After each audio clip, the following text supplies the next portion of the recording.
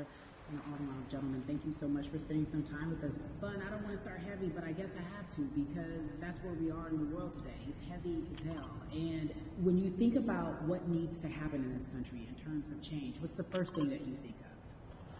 Equality. That's pretty much the first thing that comes to mind, right? Black people need to be seen as equals in this world.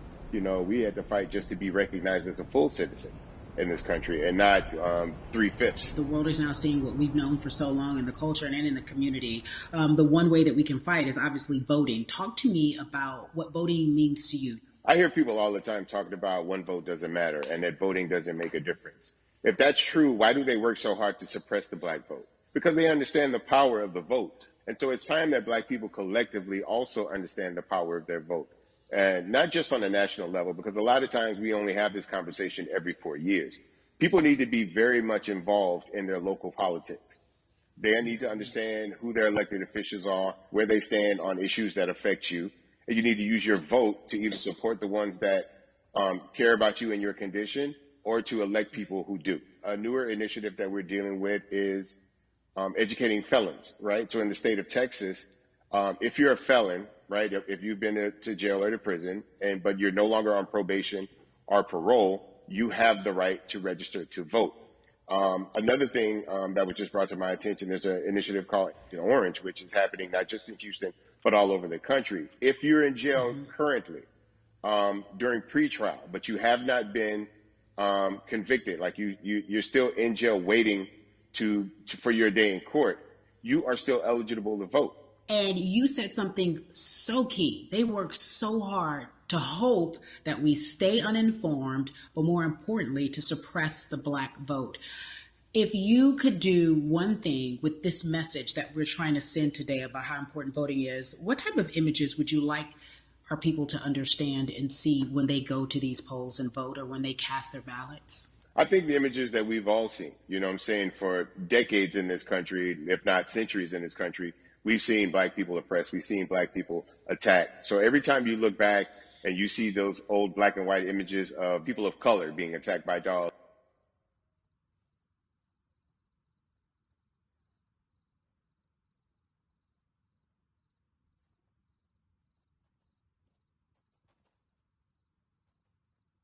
to vote and make a decision about the people that have controls over our lives. So, I mean, if you in your own community need a reason to vote, look at a person like George Floyd. If the people in your city are not open to police reform, are not open to having a conversation about defunding the police, are not open to issues concerning economic equality, judicial equality, and racial equality, right? If they're scared to say Black Lives Matter, you have the power to put people in those positions who do believe that Black Lives Matter, who do believe in racial equality, economic equality, judicial equality, right? Who see us as human beings. And if the people in your community don't feel that way, vote them out. It's that simple. It's just vote them out. We don't have enough time to sit around and hope that people change their minds. Yeah, Bumpy, you point out something so important. We have the power. And that is in our vote, and that is with our voice, and that's how we use our voice. I think of where we are right now, and people say this is a particular moment, but it is a movement, not just a moment, it is a movement. Why, in your opinion, was it George Floyd's death? Why was that the chosen brutality for people to say, oh my God, black people are still oppressed in this country, and it is not fair? I think it's twofold, Carrie, and so many different encounters between people of color and the police, there simply is no proof of what happened in the interaction. And so what happens is in a court of law, it tends to lean towards the policeman's point of view, right? In this case, we saw very clearly what happened. I think the other thing is due to the fact that everyone was at home, basically, during this time period in relation to the coronavirus, you couldn't avoid it, right? It was on every television station. It was on every social media platform. Everywhere you turn, you were constantly hit upside the head with this message. You see in the interaction that this man did nothing to deserve what happened. That's right. That's so well said, because if you think about it, in the grand scheme of things, it wasn't worth it, and he didn't have to lose his life. I think that you touched on something that a lot of people talk about, and that is now defunding the police. That has been such a huge conversation, but there's so many misconceptions around defunding and dismantling. If you will, educate the audience. All right. So most people, when they hear the term defund the police, they tend to think of, oh, they're going to take away our police department. Nothing could be further from the point. Defunding the police means that in certain communities, even in Houston, take for example, we had over $1 billion allocated to our police force. Now, what is that money being used for? Some of that money tends to be allocated towards riot shields, right? Pepper spray, right? That kind of thing. That's only used against the people that fund this budget, right? So why would the people want to supply the police with the means to oppress them? If the police are concerned about the situations in certain communities with a higher crime rate, well, higher crime rates tend to happen in communities where there's not there's not employment opportunities, right? There's not a lot of social services, and people are going to do what they need to do to take care of themselves and their families. When the community has more opportunities for employment, more opportunities for upward mobility, then they tend to be a less of a strain on the government. They tend to have a lower crime rate, and because of that, we'll have less need for the police in those communities. You are passionate about so many different things in terms of making sure that we are holding our leaders accountable. Talk to me about some of the other projects that you're working on. Well, right now, obviously, being a part of More Than a Vote is essential. We're dealing with primaries in this country right now, and we just want to educate people. We want to inform people because people are tired, they're angry, they're concerned, and they want information and they want action. And so we want to make sure that we give them the right information and lead them in the right direction. And we thank the people that do not look like us for standing with us right now, because it's very important that people who aren't black be involved, because if black people could have gotten rid of racism, we would have done it hundreds of years ago. And so I'm trying to use my voice and my platform just to let people know that if they feel like I do, there's a number of places they can go to enact change in their community. People need to know about how their city council runs. They need to know that they have the ability to speak when city council meets, to let them know that that's not the way that they feel their city needs to be run. Those are not the places that they feel the money of their community needs to be allocated.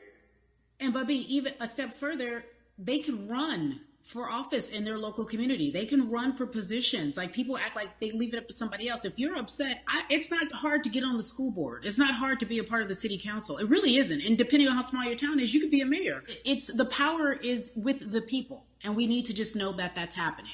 Absolutely. And it's always been with the people. You know, if you look at Trayvon Martin's mother, Sabrina Fulton, right? She felt that there was a system of racism and a system of oppression that led to her son's death. And so what did she do? She ran for city council, and she was elected to city council. Our own former president, 44, Barack Obama, right, started in the community as an activist, ran for an elected position, became senator, ran for another elected position, and became president of the United States. So don't think that you can't make a difference. You know what I'm saying? You don't need a lot of money. You don't need a lot of power. Your voice is enough to make a difference. Amen. I feel like I need to go out and run for something. You gave me a rousing speech there, sir. I'd be remiss if I didn't ask you this. When I talk to my brothers, I have to ask you, as a black man, how are you doing? Are you okay?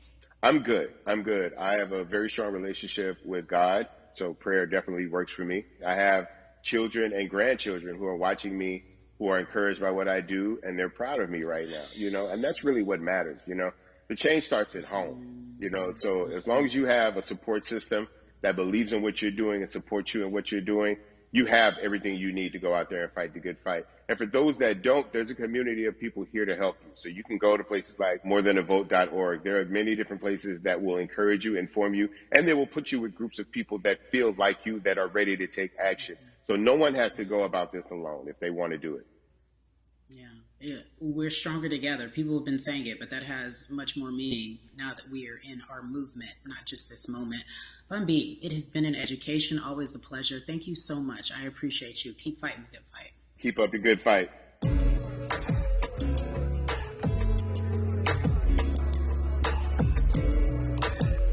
Yeah, la. So our next guest, I have to admit, I'm a fan, but there are so many different people that we could talk to, and I thought it was so imperative that we speak with her. You know her as Molly on the huge, successful show Insecure, HBO's Insecure. She also has a comedy special highlighting her Nigerian roots, and she's an amazing podcaster. Let's welcome in Yvonne Orji, everyone. You have such a beautiful way of making things funny, giving us our medicine with some candy, right? The humor and the healing. You bring all of that to your space. And right now, as you look across this country and how everyone is so broken and so upset, if it's not social injustice, it's the pandemic, it's depression, it's unemployment, the list goes on and on. How are you doing quite frankly.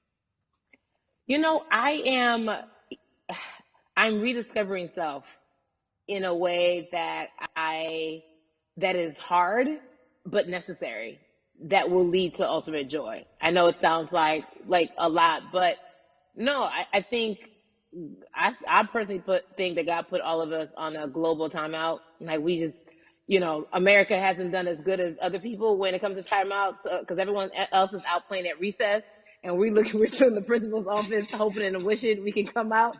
But I think that if we settle into the timeout and really learn the lesson that we're supposed to learn from this season, I think we'll emerge better. We'll learn how to play well with others in more ways than one. And so personally for me, I'm taking this time to learn me in a new way. I feel like I'm being ushered into a new season, and I'm getting still, because sometimes the busy confounds the work that we're supposed to actually be doing. We're busy doing other stuff, but we got work that we need to do on the inside. And I'm leaning into it. I'm like, dang, I thought I was gonna be able to rest like everybody else. And God's like, nah, we got work to do. You know what? And I think that's what everybody is saying about 2020. It's demanding that we be better. And you said it's a global timeout. What do you mean by that? Yeah, it's like, everyone sit down, be humble, to quote the great prophet Kendrick Lamar. But like, no, seriously, sit down and let's reevaluate some things. Let us unearth and shake up the things that we have been trying to hide within ourselves, within our nation. I think America is going through an unraveling right now, a much needed, a much necessary one. And I think all eyes on us, right? There is no, oh, I was on the subway for an hour, so I didn't miss that thing that happened. No, everybody was home. Everybody, was watching when George Floyd died, and everybody, no one could hide it. Everyone was watching when Amy Cooper called the cops. Like, this is a time where it's like, oh, we can't pretend it away. We can't excuse it away. No. It's a global timeout. Sit down, watch, and let's learn. And globally, it's like, hey, we were going business as usual, but it ain't usual no more. Like, that's old. Anytime change occurs, it's very uncomfortable. And so right now we're sitting with we're getting comfortable with the uncomfortable. The minorities, we've been comfortable with being uncomfortable, because that to me explains just the existence for whatever we want to do, how we break into our careers, how we live our lives, how we find ourselves one of the few or one of the first. And that's a lonely road. When you look at, and when you talk about this global timeout, everybody had to pay attention to Amy Cooper. Everyone had to pay attention to George Floyd. How is that helping us as a people, as a country, during our global timeout? I think, well, one, we're not minorities, Carrie. You already know it. It's like these labels that they put on us. It's like the same way of saying, like, black on black violence. Also, there's no white on white violence. It's branding. Yeah, right. It's all branding. Yeah, you're right. It's like white people kill white people every single day. So no, there is no black on black violence. And if you say black on black violence, well, then let's brand white on white violence. Like, I watch Investigation Discovery. Ain't too many of us been featured.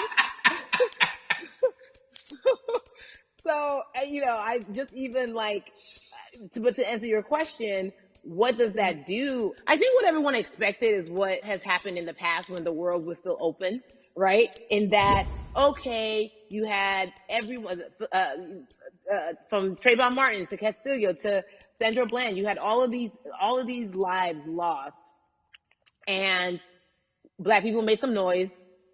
We rioted. We got out in the streets. We started the Black Lives Matter movement, all of those things. And then white people kind of just like, oh, let's give them something. And then it's just like, is it over? It's like, Oscar's so black. Okay, good. We gave some Oscars. Are we good now? Like, are we even? And it's just like, oh, no. This is not about like a Band-Aid. It's like, yo, we might have to amputate the leg. By amputating the leg, we're going to save the body. Yeah. And so I think that's what's happening now. Like, America is realizing, like, oh, Black people aren't just making a little bit of noise. Like, the protests are still out. The conversations are still being had. The change is still being demanded. And I think they're seeing, oh, this is not going no way. And no, it's not, because we need systematic change. What a beautiful way to explore what is happening and describe our country. We might have to amputate the leg, but that's to save the body. That's what's happening right now. That's beautiful, Yvonne. And to that end, I have to ask you this, because the way that we do that, we use our voice. And our voice right now in this world, in this country, is our vote. And everyone talks about voting and how important it is, but I feel like more than ever we understand that it's not just about voting every 4 years for the man in office. It's about your local elections. It's about the mayor. It is about the district attorney, the people who have the power to bring charges against police if police brutality is an issue in your community. If you care about your school district, you can run for the school board. I ask this of you, right? Your parents are from Nigeria. You are Nigerian. You talk about that very lovingly. What does voting mean for you? I think voting is power. I remember, I became a naturalized citizen back in the 90s when, because I was still a minor, my mom naturalized, and so we were able to do it under her. And just even that power of like, we are American citizens and all the access that we have by being citizens, one of those accesses and those access to power being voting, it's a big deal. It's a big deal because not only do we have the opportunity to be in this country, but now we can be of the country. We can be of the systems. We can be of the rules. We can be of what it actually affords. But I think going back to your earlier comment about just the setup of systems, I think we are done a disservice, either it's schools or whatever it is, and I'm not putting teachers on blast. I think teachers do a phenomenal job, but for some reason, we do not, and give them all the raises. I know too many parents who are like, this child of mine, I do love them, but hey, where can I drop them off? And I do think that there is a disservice done because, again, when we talk about them, to your point, we talk about every 4 years. It's important to vote for the presidency. We don't realize, like, oh, snap, we actually can vote about, like, how much our libraries get. It's like small things like that, but they make a big difference. When you think of voter suppression in this country, what does it look like for you? It's the systems. When we talk about voter suppression, we also talk about systematic racism, right? It's all the systems that set up. And we've normalized, okay, maybe your job will give you a half day, or maybe, you'll be able to get this luxury. It shouldn't be a luxury. It should be built into the system. It should be built into the fabric of how we vote. But maybe you'll be able to get this luxury in order to enable you to go vote. Think about everything disenfranchised, marginalized Black person has to endure in a day. So in a day, you need to get to work. If something happens to your car, if something happens to your child care, if something happens to, there's so many factors along the way that can send you into a tailspin as an American. And then you add on as a person of color. If you're just trying to get to vote and you already have to go through all of these hurdles and hoops in your everyday life, imagine the one day when your voice really is supposed to matter the most in this country, but then you also see all the times that you tried to have your voice matter, and then it's been shut down, repressed, told it doesn't matter, and then you're kind of like, what's the point? How do we keep hope though? If I'm watching this right now, how do we as a people stay hopeful? How do we believe in the promise that these quote unquote forefathers have given us? Because have you met Black people? By default, like hope is infused in our DNA. Like, you know what I'm saying? Like if we haven't been broken now through, be it through slavery, through capitalism, give it to me, colonization, through segregation, right. through, I mean, listen, the history of Black people in this country is, at one point, we were 3/5 the people. Mm-hmm. That was a written law. And look at us now. We are whole. We are Black girl magic. We are Black boy joy. We are, you know what I'm saying? What I think about in terms of giving us hope, right? We're making a lot of people nervous right now, Carrie. We're making a lot of people nervous right now because they're like, dang, we put all these obstacles in their way, and these jokers are resilient. But that should give us hope. That should give us hope that, like, we can't stop, won't stop. I mean, I went to the school of Diddy. You know what I'm saying? Hashtag, Harlem shaking it right now. Can't stop, won't stop. And I think that's our motto. We can't stop voting and we won't stop voting. We can't stop marching and we won't stop marching. We can't stop thriving and we won't stop thriving. To that end, because you led me directly there, I've been asking everyone who's appeared on this platform, what does activism look like? And I feel like back in the day, we had an idea. Yes, it is marching. Yes, it is protesting. Yes, it is speaking out against things that we feel are not right or unjust. But talk to me about what activism looks like for Yvonne Orji. Listen, activism, I think the beauty of activism is that it has many faces, right? You're going to have the people on the front lines. Like, you know what? Martin Luther King marched, but there were a lot of women who were in the homes like, hey, BT Dubs, when they come back, this is how we support all the people who are marching on the front lines. And we're going to be here doing what we know to do best here. And you know what? Somebody needs to bail them out of jail so now we need to be in the community, getting money or whatever it is. So it's like everybody has a position to play. And so play your position like a shortstop, bruh. So whoever you are and whatever you do, play your position. So activism could look like, you know what? I'm not the one that's built to be on the front line, but you know what? My pockets go deep. So I'm gonna support the people on the front line. I'm a comedian. Black joy is a form of activism. There's always a call for entertainers or celebrities that have the platform to do something. Why aren't you speaking out? I'm not a believer in thinking that it's mandatory. Like you said, everyone can be an activist and be activated in different ways. But talk to me about the connection. Talk to me about the marginalization in your world and how you feel like it even inspires you to say more and use your platform to do more. Beneath the surface of what we do, like Niecy Nash says, it's the who. Right? The who is the person who's going to be like, hey, let me call this out. Either blind racism in terms of overt racism, in terms of ways that we can be better, in terms of ways that we can actually be more uplifting to the community that you may not even realize that you're serving. Before I let you go, talk to me about the urgency, in your opinion, for people to vote, our people to get out and vote this coming election. Yeah, I mean, guys, if you think you're tired now, I'm telling you right now, we cannot take this sitting down. We can't take this jokingly. I understand that it may be hard to figure out who to vote for, but at the end of the day, we got to vote for our families. We got to vote for our legacies. We got to vote for continued progress. We have to vote for upward mobility.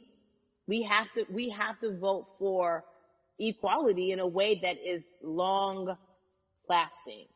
And if we succeeded before, we can do it again. You talk about the whole, this is the time. This is not the time to give up. This is not the time to pretend a way that we haven't made progress. We have. There's still much more to be done. And you know what? We might have to get to a point where we pass the baton to our children and our children's children, but we still have work to do now for that generation. Yvonne Orji, you are everything. You are Molly, but you are not Molly, but I love you so much as Molly on HBO's Insecure. You are an amazing podcaster, Jesus and Jola. Shout out to Lovey. And then we also have movies. Like you, The World, you're a model, a cover model. Also, wait, don't let me forget your hugely successful stand-up comedy special on HBO. Girl, you're doing it all. And I am so grateful. You're truly the dream, not just the American dream. You're the black girl, brown girl, do it all dream, the immigrant dream, everything. You're a beautiful, beautiful soul.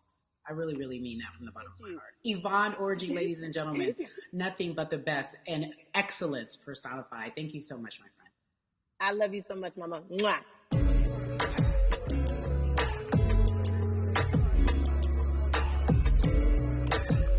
Yeah, la la. So Atlanta has been one of the hotbeds in terms of political unrest and social injustice. We've seen so much happen in that city, and we've also seen so much come from that city, including one of our very own founding fathers of the civil rights movement, and that's Martin Luther King Jr. But right now, we want to welcome in someone who has used his platform to talk about voting, to talk about racial injustice, and how he's trying to help. Atlanta's very own Russ joins us now on We the People. Russ, I'm not going to fan out and tell you what some of my favorite songs were that I listened to repeat on yours. We're going to get to the topic at hand. So we got to talk about recently you did an interview where you shared your outlook on culture and music. And you also were very candid about the fact that you have a privilege and that it's necessary for you to give back. Tell everybody about what that means. As like, it's very obvious, I'm white and I'm in black culture and I'm benefiting financially off of it. So I feel like if you're a white person financially benefiting off of black culture, you have to put finances back into black culture. It's just that simple. The screenshots with your feelings, it just comes off like fake empathy, because it comes off very dismissive and very oh, that sucks for y'all, but anyway, back to what I was doing. Have you felt that way always, or is it now because of the time of where we are in this country?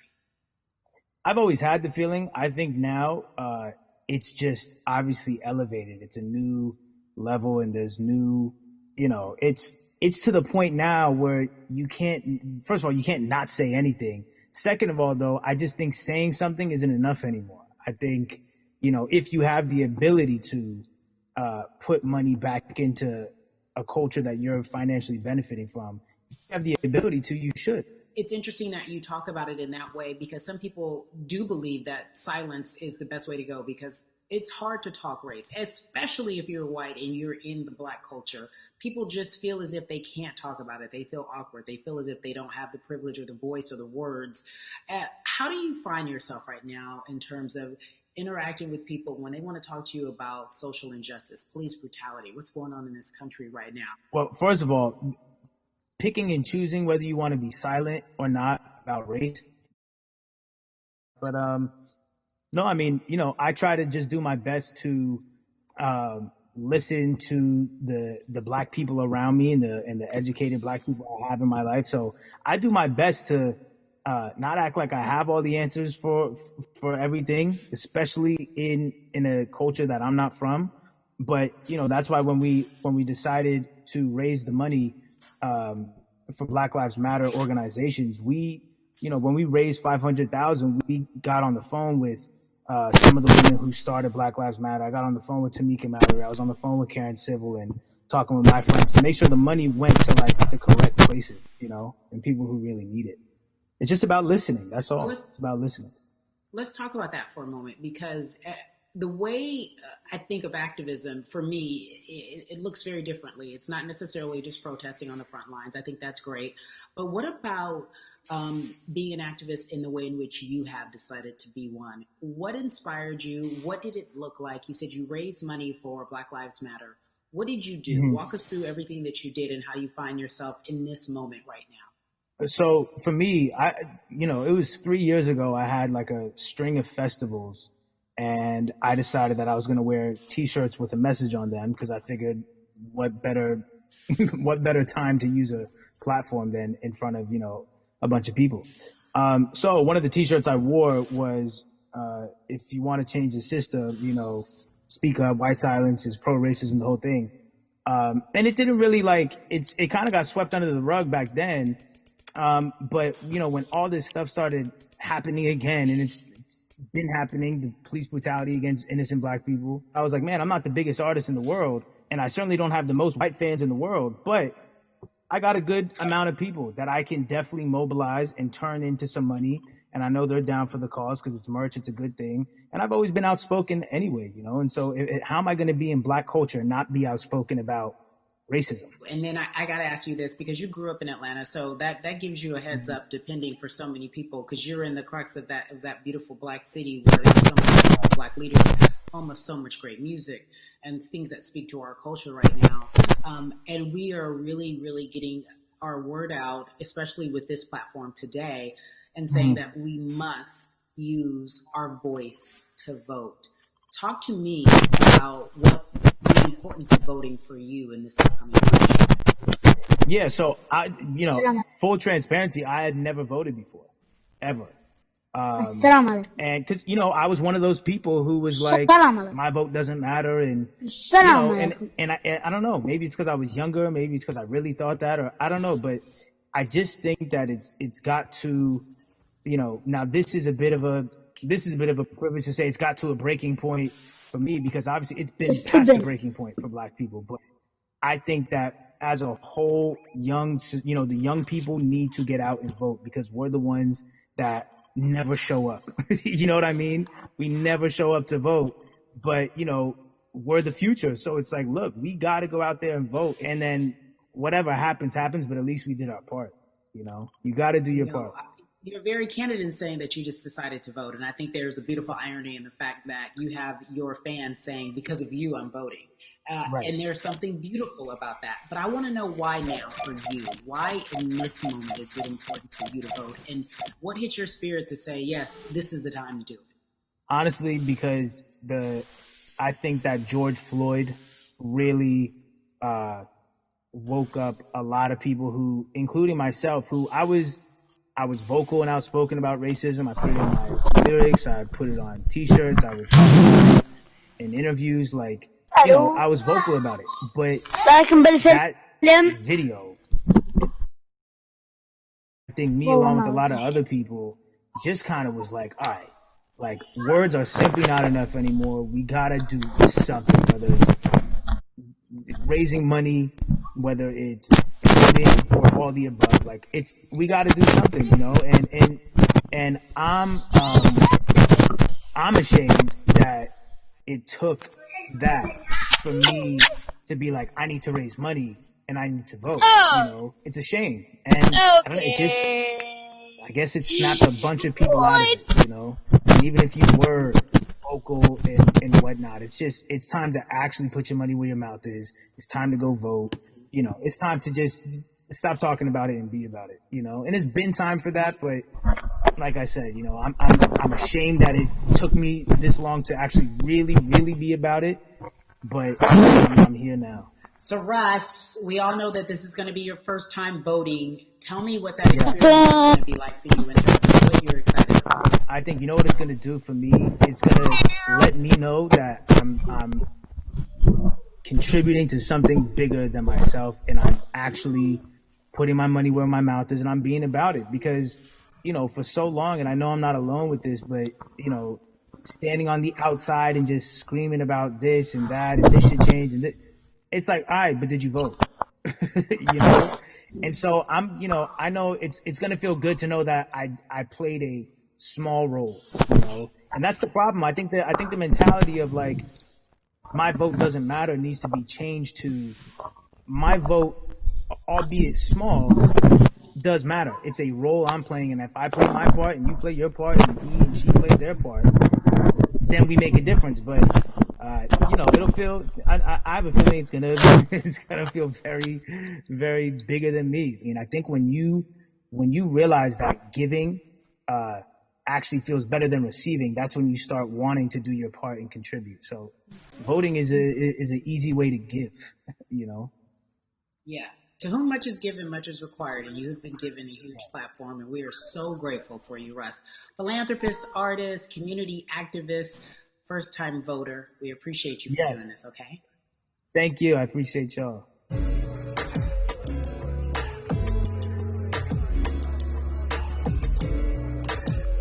Yeah, la la. So cities like Atlanta and Chicago have been at the forefront of the discussions, especially now in this country when we're talking about COVID-19 and systemic racism, as well as police brutality and what we can do in this country. Again, we're continuing our conversation, letting you know that your voice is your vote and your vote is your voice. We can change.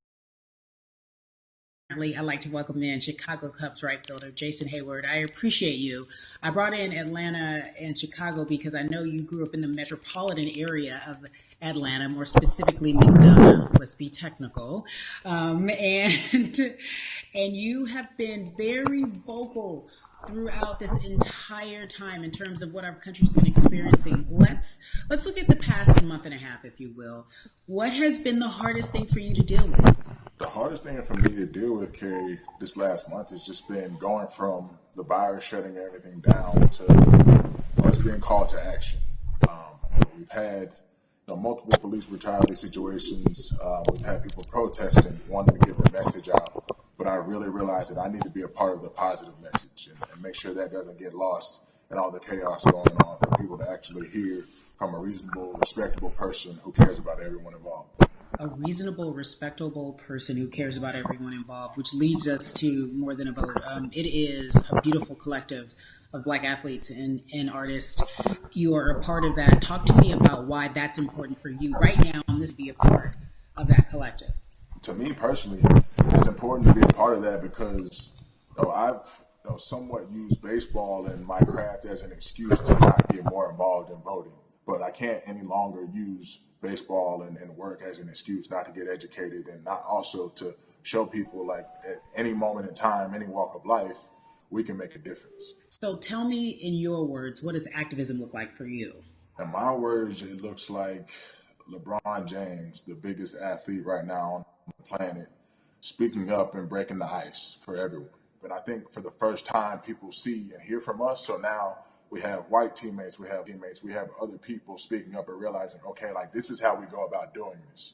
And to me right now, social media, athletes speaking up, entertainers speaking up, like we're trying to do with More Than a Vote. You said something I thought was so key because covering sports for so long, I know that it's tough for Black players specifically in Major League Baseball to talk about how they feel.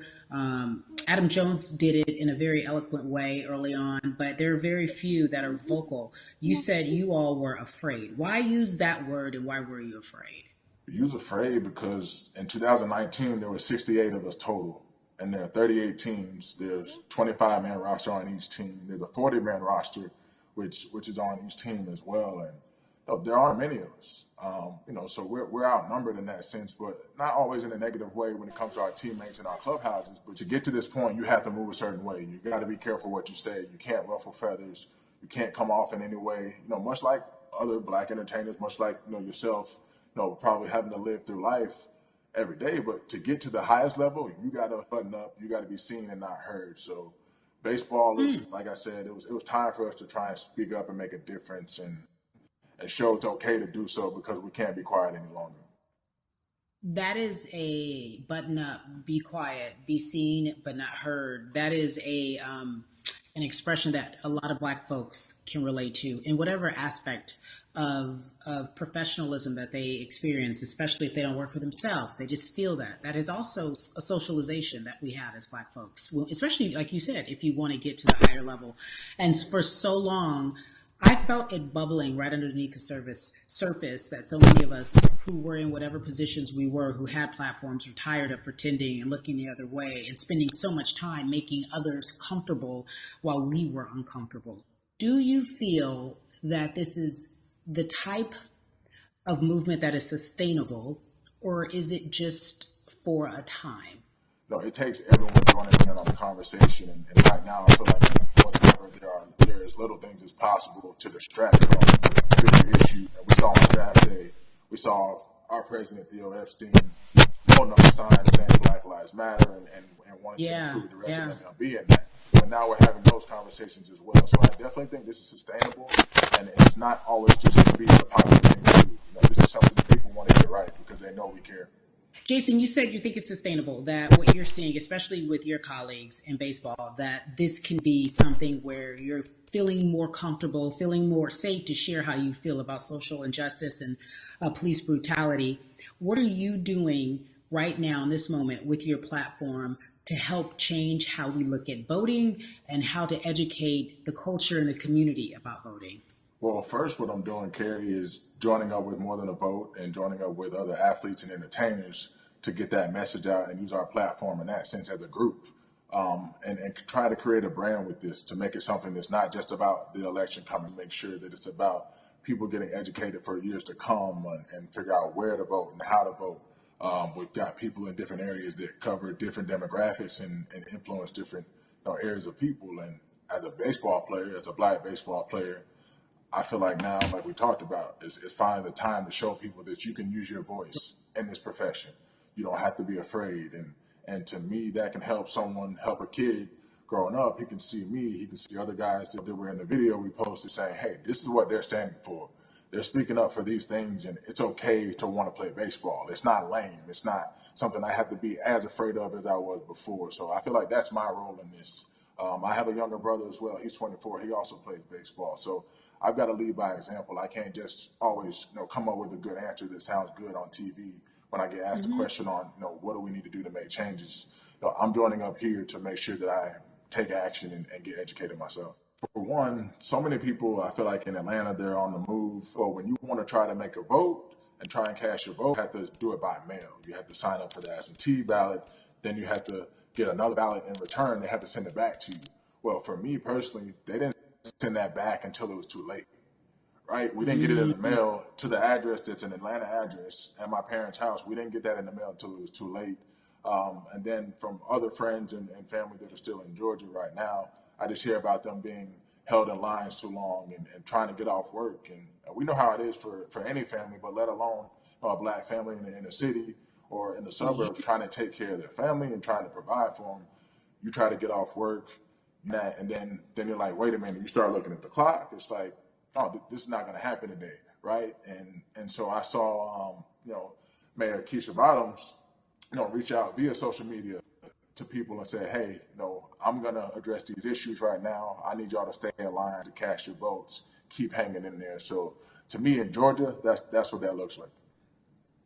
Well, it's interesting that you even bring that up because there have been all these images specifically from Georgia, because that's such a battleground, where you see people, especially when it came to the primaries, doing whatever it takes.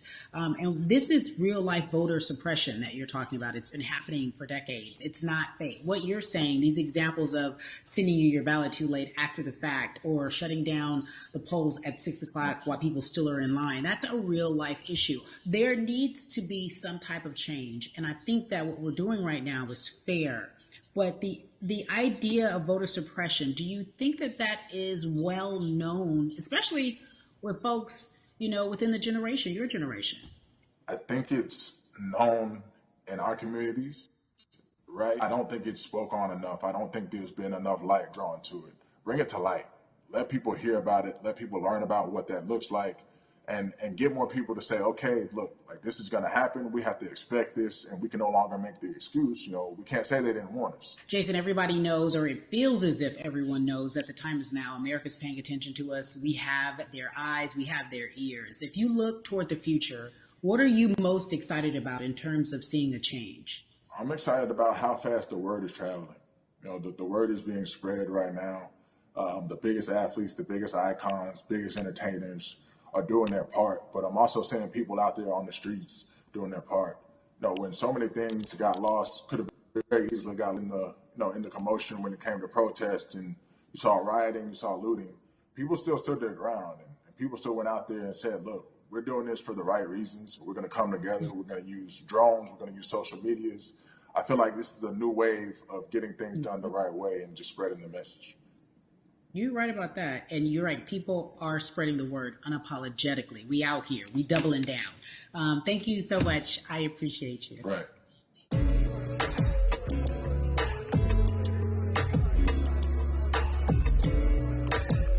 Yeah, la la. Hey everybody, I am so excited to welcome a friend, a brother, family member, if you will, former colleague, NBA great, sports analyst, philanthropist.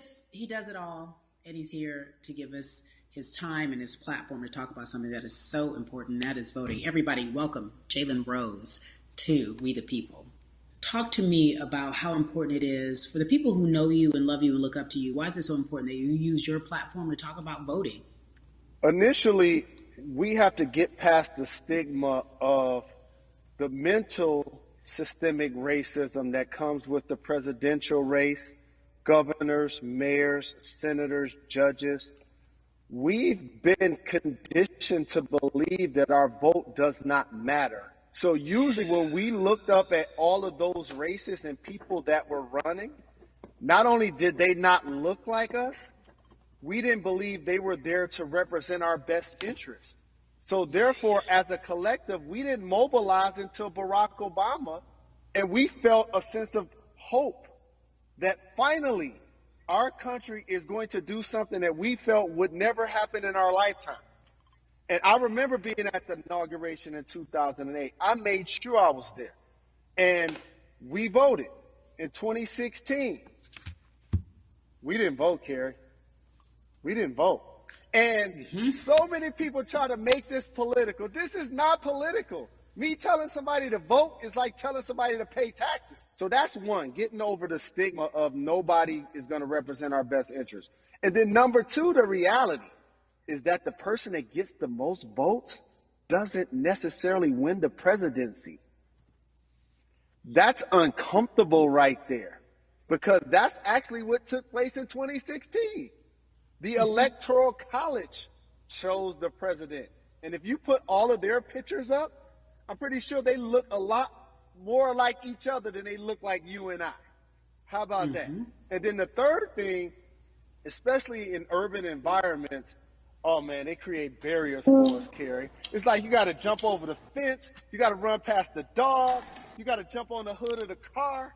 The lines is 5 hours long. You get up to the poll and they don't work. Elderly people working in the city, while they got the young people who understand technology working in the suburbs. Like, these are all systematic things that try to discourage us from voting. And then finally, we don't have a day off to vote. We need to work.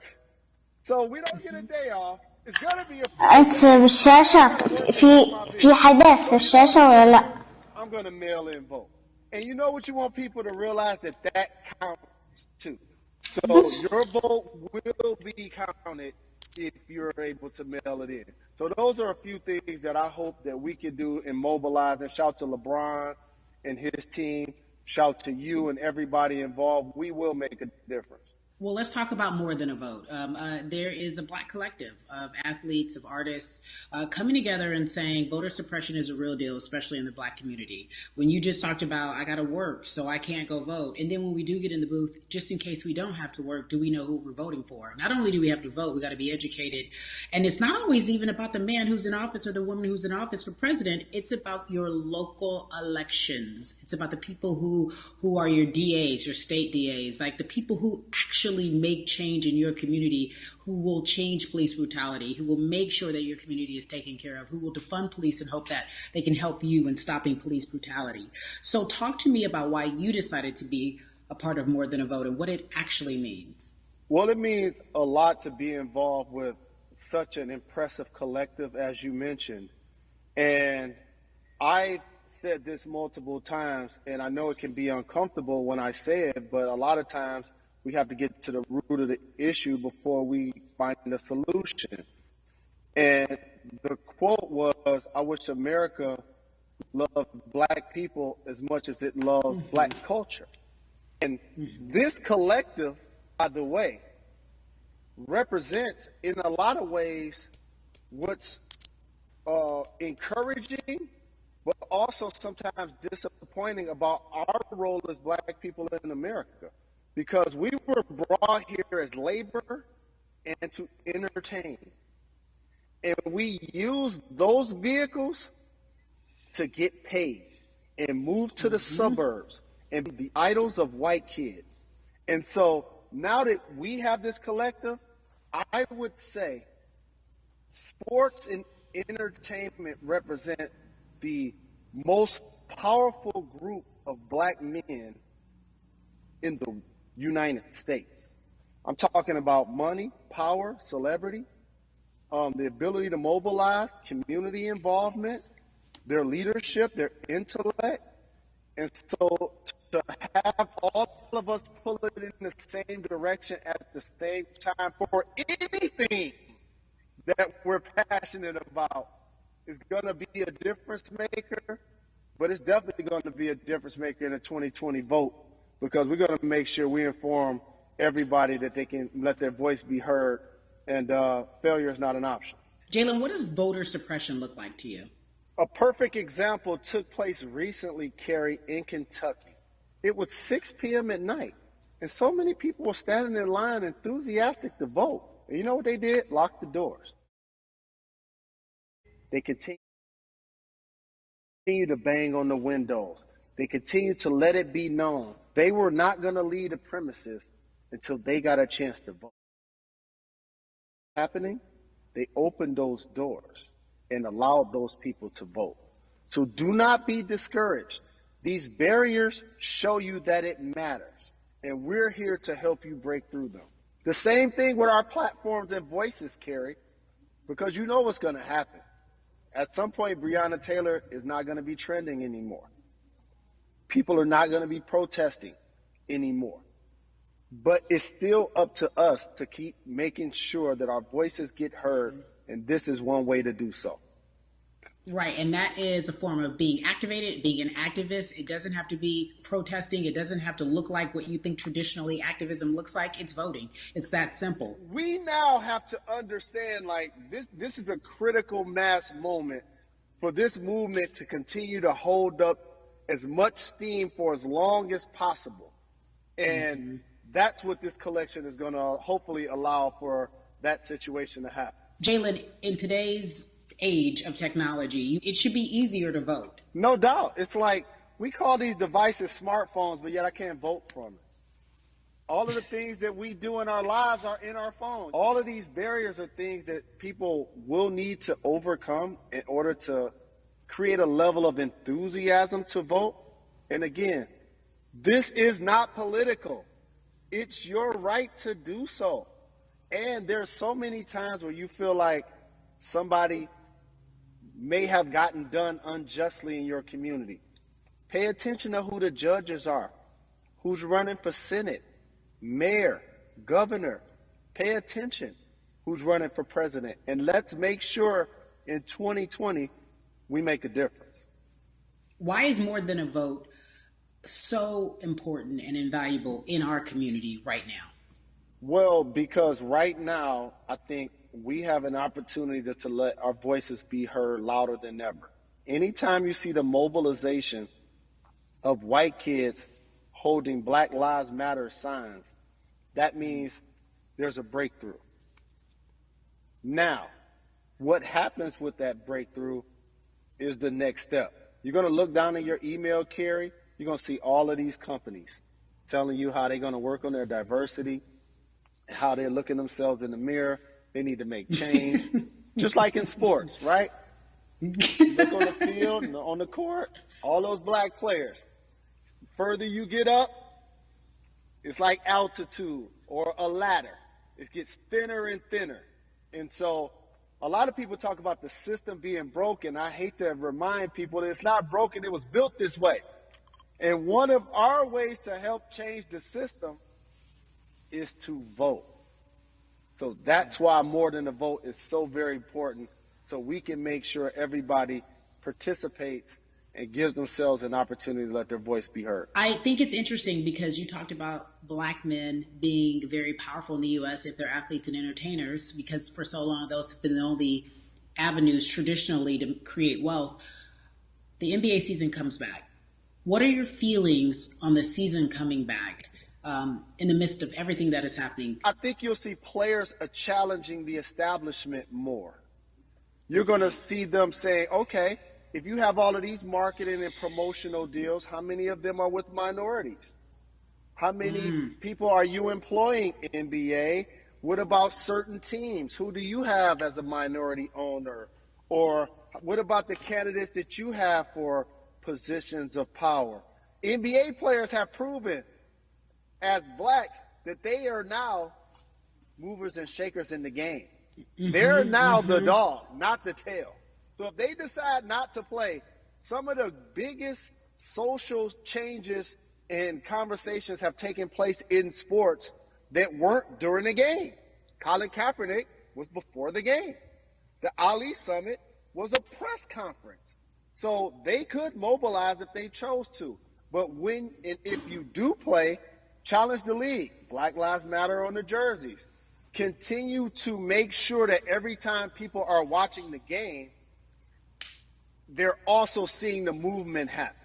Jalen, I appreciate you because you are always entertaining and informative at once. I really, truly am looking forward to the NBA season. Thank you for working with More Than a Vote because your voice, your platform, all of it is needed, my friend. Be safe, okay? Yes, ma'am. I love and appreciate you. One call away always. Thank you. Love you, brother.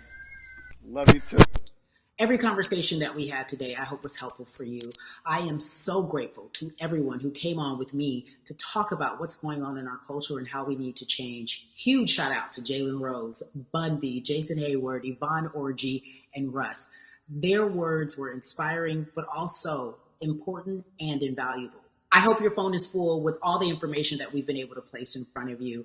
Again, you need to check out these resources because they are so important, because we want you to vote. That is your voice. It is important. We, the people, want you to vote. So go to morethanavote.org, fairfight.com, and whenweallvote.org. Again, thank you so much for joining us and paying attention, because this message, again, is invaluable. I'm Carrie Champion for We the People.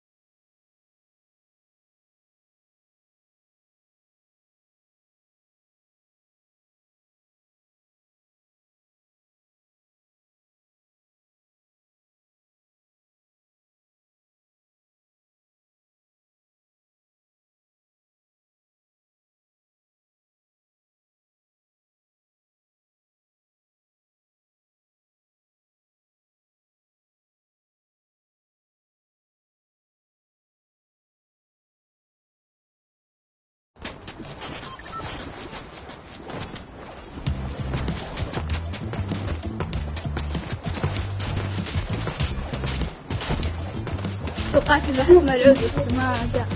الله الله الحين بيجي حق الأول بعدين سالتنا يوم ثاني.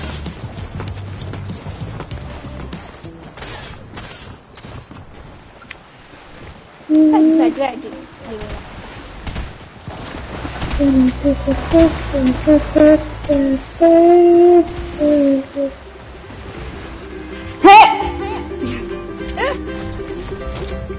ما يدخل تدرين أول اللي كان يبي الدراجين خاصة مع الرق. شنو؟ أول سألت قبل السنة القديمة اللي يبني الدراجين هذا مع الرق يا تجي عنده. الحين كل الشعب يقدر يسويها إلا أنا وأنتي. أنا أقدر أسوي. اي والله شوف وانت في جيم كذا تلعبي جيم وتندر زين ومدريش وتسوي كل وتعطي سنايبر كويس. لا والله خلاص تدرون ناس يسوون حركات يبني فوق وينط كذا ويدش سنايبر يلف 5 دفعات. أعرف تعرفين ايه دش ما أتخيل شكلك تسوي 360 أفضل تضحك.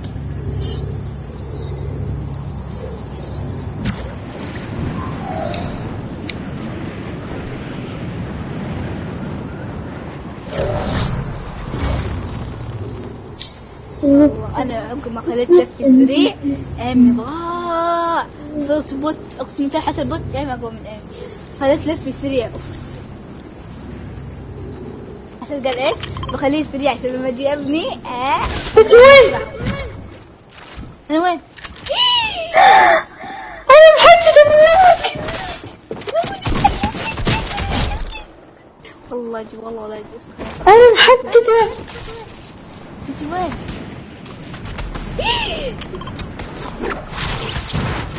يا ويلي شو داش من الناس؟ أنا حددت منك أبغى تجي معاي. ما دريت أحس حتى معي. لا والله ما عندي أحد. زين جيت واه تاخذ دوامة تاخذ دوامة أنت تاخذ دوامة. في طيارة عندي مكسورة ترى. انت اصبر تموت. وين ما تموت. هاي ريان ها في عندي شيء. عندي وش انت؟ في صاروخ عندي مكسور. صاروخ مدينة هذا الجوال لا مدينة هي بس إنها جوال شوف في صاروخ مكسور. صاروخ في صاروخ مكسور. دقيقة ترى في سيزن 2 كان في حدث عن صاروخ ما أتذكر شو الحدث. صدق؟ إيه في سيزن 2 كان في صاروخ ما أدري كيف صاروخ شكله عنده. لاما تعرفي والله لا فوق الجبل اللي طعم حظي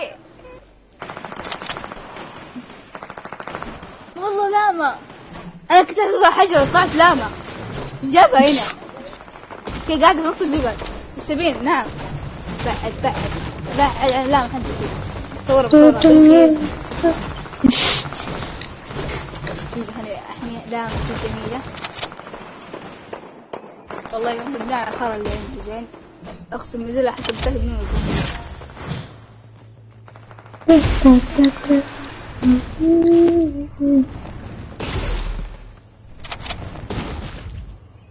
اسمي لما انت تشوفين لاما لا هذا شنو؟ لا تكسر البيكاكس. ليش؟ لو كسرت البيكاكس ما راح يجي شيء. لو كسرتيها لو يعني ضغطتي مربع وعلقت عليها طيب راح يسوي لك كتحدي. صدق؟ ايه تحدي. هذا تحدي انك تفتحين اللام بدون ما تكسرينها بالبيكاكس. لما ايش تبي ندري؟ انا ما ادري جاني واحد زي كذا قال لك كسريها مربع. كسريها كسري ضغط مربع علق عليه وتسوي تحدي. سويت تحدي.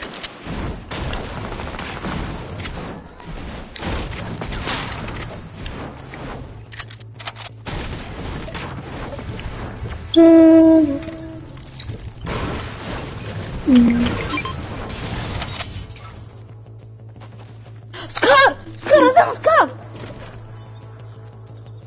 دي حتى عندي M16 الماضي. لا يوم طلع لي صندوق ما ادري كيف قاعد اكسر كذا انا بس كذا ذاك البيت وطلع لي سكار. اعتبر RPG. ابغى اعطي سكار ولاما.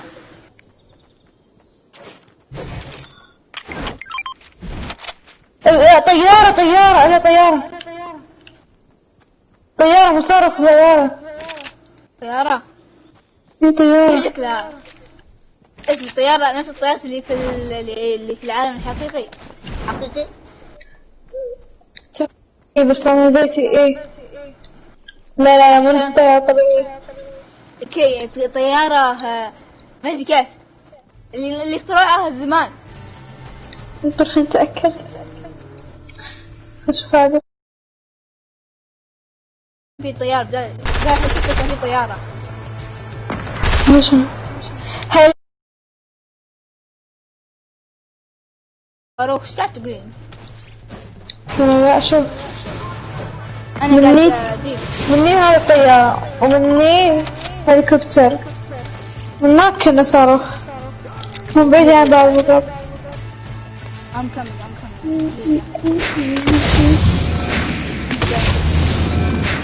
زين ان شاء الله.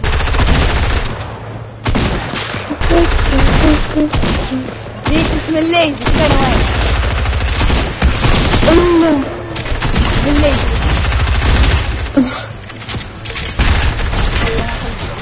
ذوليك هناك الحين نفس المكان. وين؟ هناك.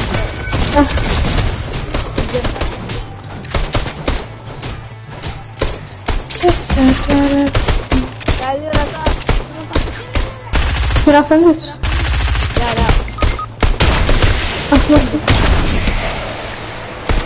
لا ما يدخل. انت البحر طبعا هذا الحديث لازم ما راح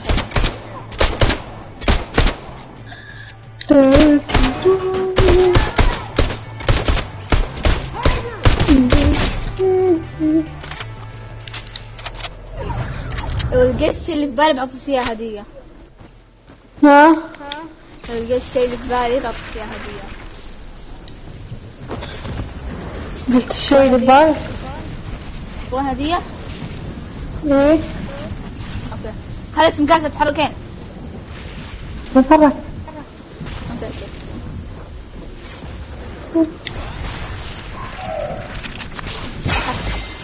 الله. I'm coming.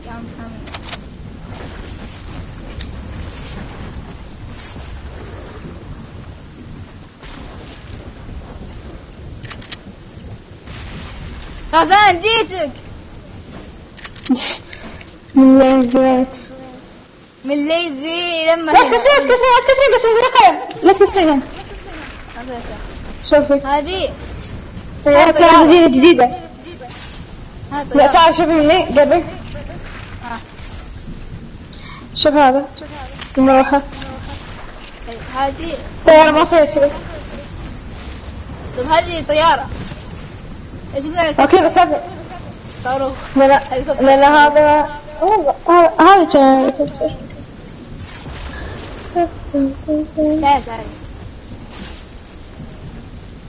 تعال خذي. تعال. دقيقة خليني أشوف.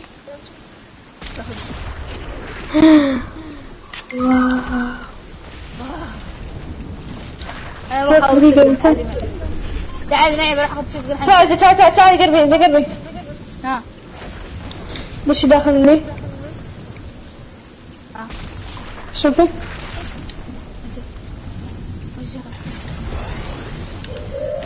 هذه طيارة. شوفي شيء ذهبي غير أي شيء ذهبي. جي ما تصاير. إيش 5 دقائق كذا.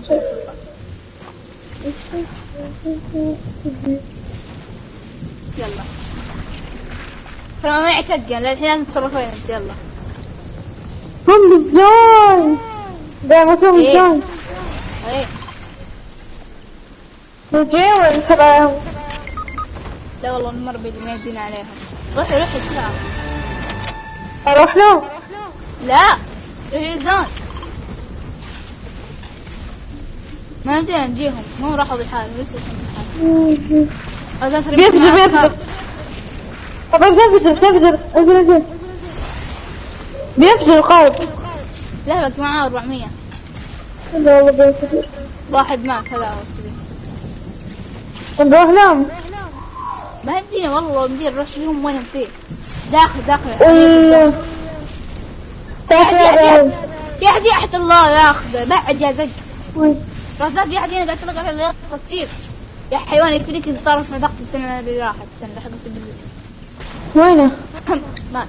في واحد وراي. واحد ثاني.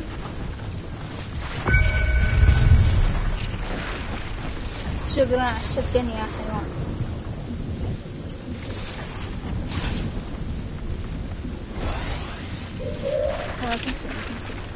يحجز. وين؟ هنا دمشق. ناك في واحد وراك. واحد ناك. ذولك مساكين قاعدين يعانون. ناك.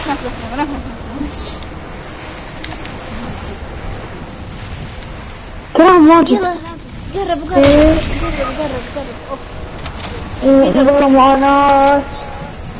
أحس قاعد يسوي تحدي من أكثر واحد قاعد قدام. أنا أموت. يا سعد أنت تموت أنا أصدق. بيموت ثاني بيموتون. لا والله. يا يضرب الناك. مالك. تعال.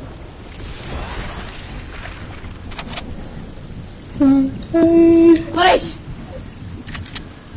والله قريش ما خلاهم يستانس. ما ادري. لا اسمي دقيقة. انا ما ادري هذا قريش ولا سمعت صوت موسيقى انا. والله قريش سمعت صوت مالك. الله ياخذهم.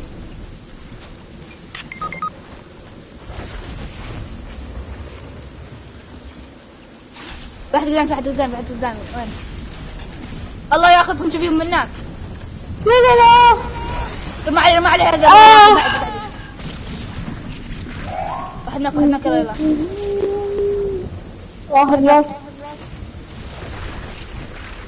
ثاني ناك. باقي اخر واحد ناك. اي والله ذبحناهم سريع. بس نضرب مش نضرب. شو هو يتكلم منا. طب بطاقة تسكسر. خذ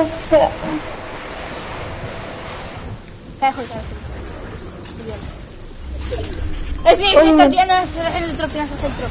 ادري انا مضرب. قاعد يتحربن. ها أدرك. لا هناك. أنا شيء ذهب في جرعي.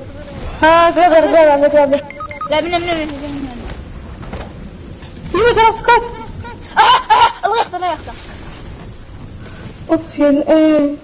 والله غلط ترى مدرم ولا خصم واحدة ماشي. الله يخضر دايم هناك. قربي. ما قدرت.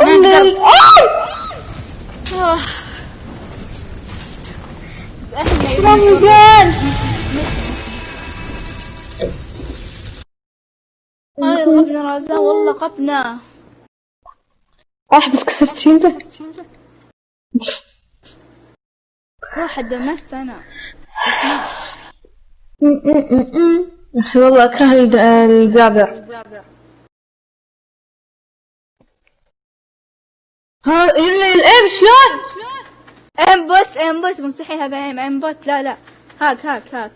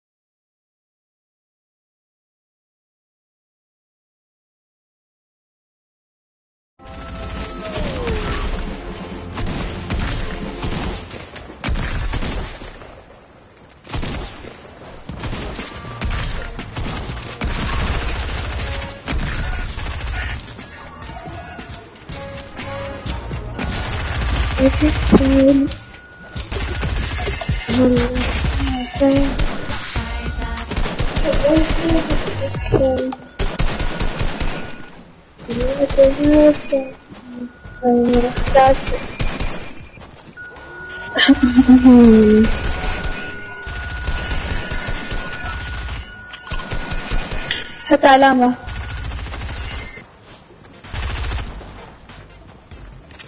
دور على مسج.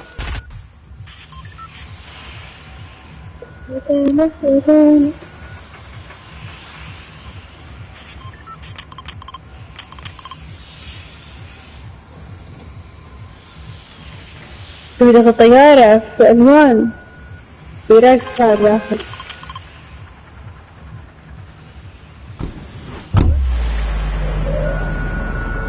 تبقرة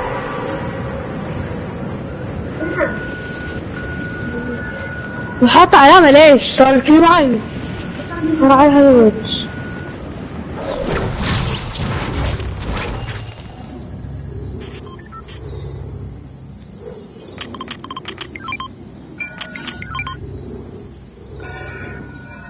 متى انزل متى انزل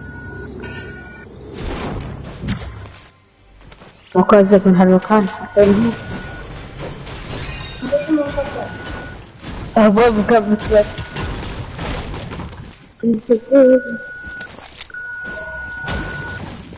اوكي نحسن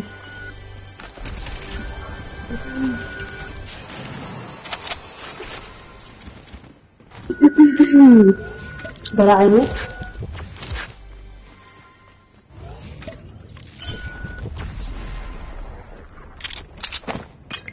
طيب حط علامة على المكان عشان ما خربت من درجتك.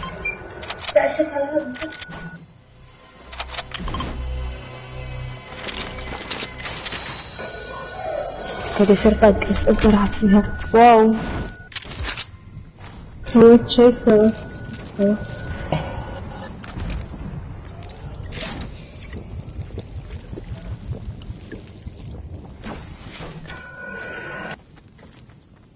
جايتك كلا جايتك قلت لك يعني خلصت قلت جايتك وجيك حقيقي.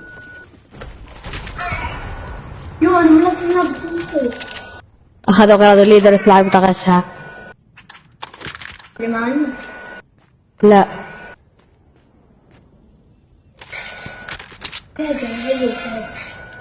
ولا دورة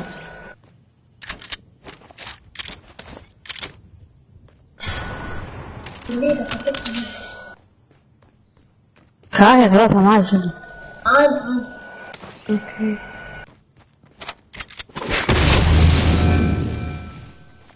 قاعد يساعدون خلنا نروح.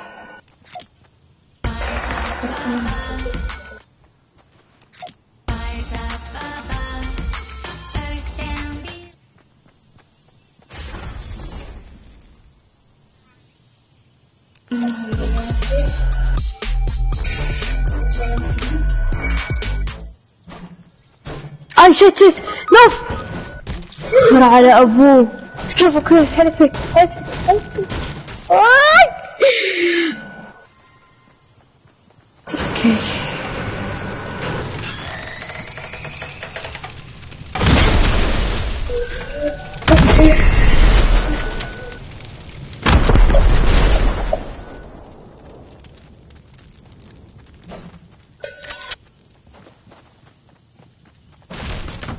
محمد ضحت الليدر ذبحتيها خلاص تعالي لي لو تبعدين تعالي لي ها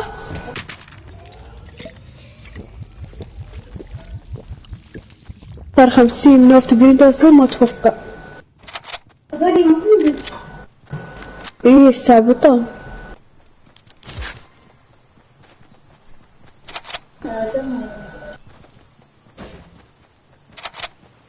خلاص 15 ثانية يدو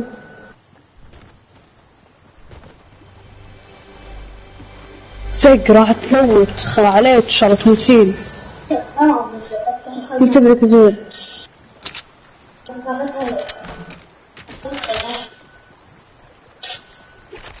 أنا بطلع زين ضربة تشكيل ثاني.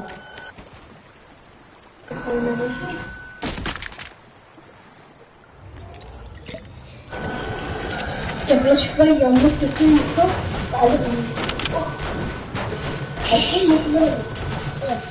يا سلير يلي بنا الهجر جميل.